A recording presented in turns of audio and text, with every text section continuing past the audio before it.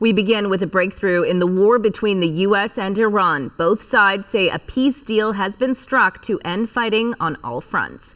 Donald Trump announced on Truth Social that the deal is now complete. He added, "Congratulations to all," and he says he fully authorizes the toll-free opening of the Strait of Hormuz and simultaneously the immediate removal of the United States naval blockade. He ended the statement with, "Ships of the world, start your engines, let the oil flow."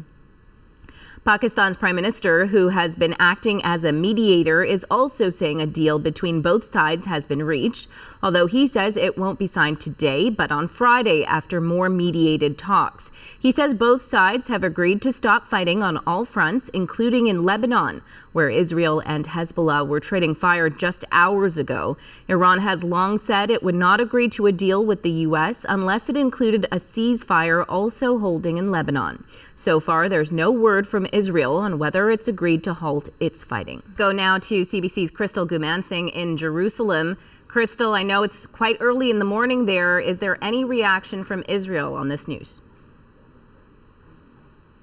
Well, at this point, not yet. To be very frank, that most people here went to bed expecting to be woken up by mobile alerts and sirens. There was a strong indication that there could be Iranian counter strikes following Israeli airstrikes on Lebanon Sunday, which included strikes in the Dahiya neighborhood. That's the suburb of Beirut, an area that's known as a Hezbollah stronghold. So reaction to the Memorandum of Understanding, the agreement that has now been signed between Iran and the United States, hasn't really filtered down just yet.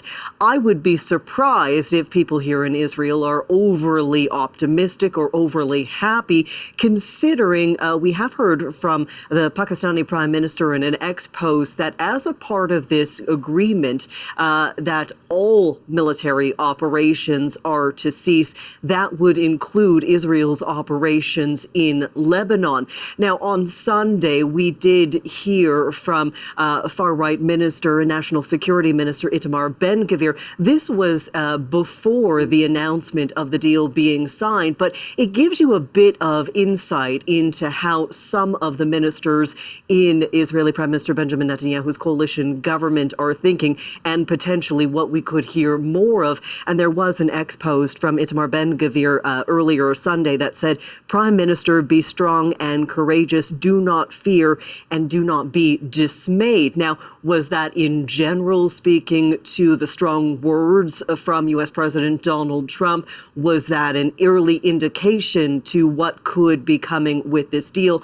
We don't know. What we do know is that Israel has been very clear, saying Israel has the right to defend itself and it will continue with operations in Lebanon in order to secure the safety of communities on Israel's northern border. We have to remember, not only have there been airstrikes, but there are ground troops that are in Lebanon. There is what some describe as an occupation, Israel describes as a buffer zone. That buffer zone guarded and stood on by Israel Defense Forces troops goes about 10 kilometers deep from Israel's border. It goes east to west. And then in addition, there are also troops further in Lebanon who are doing ground operations against Hezbollah militants. There has been an ongoing trade of attacks, even during what should be a ceasefire. Hezbollah accuses Israel of violating the ceasefire. Israel accuses Hezbollah of doing exactly the same. And the strikes today, when I say today, I mean, Sunday, were as a result of 3 drones crossing over into Israeli territory, impacting, according to Israel Defense Forces, and that prompted yet another wave of strikes and counterstrikes. It also prompted the U.S. president to be very strong and tell both sides, Hezbollah and Israel to stand down, telling them that they were potentially going to, quote, blow the deal. And there was also some indication that the relationship is fraying between the United States and Israel, because normally there is a sort of blanket understanding that Israel has the right to defend itself, that it is acting in self-defense against Hezbollah.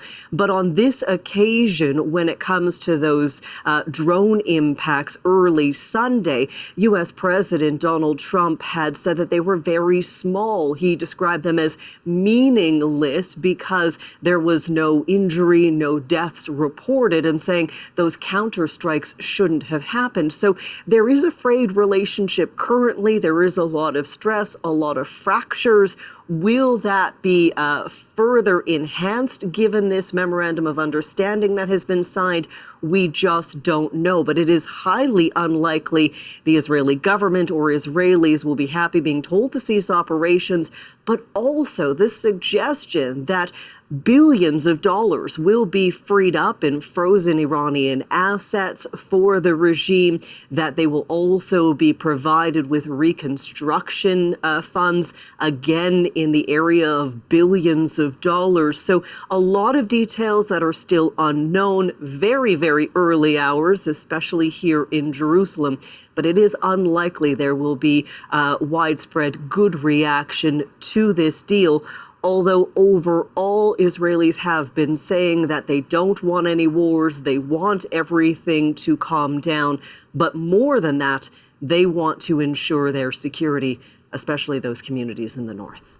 All right, and we'll watch for more reaction as Israel wakes up. Thanks so much for this. CBC's Crystal Gumansing in Jerusalem.